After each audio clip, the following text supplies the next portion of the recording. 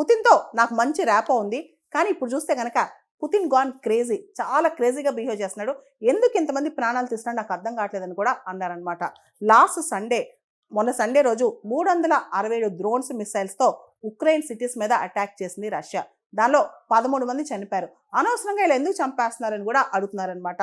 Donald Trump వచ్చిన దగ్గర నుంచి కూడా రష్యా ఉక్రెయిన్ మధ్య ఒక పీస్ రావాలని చెప్తూనే ఉన్నారు.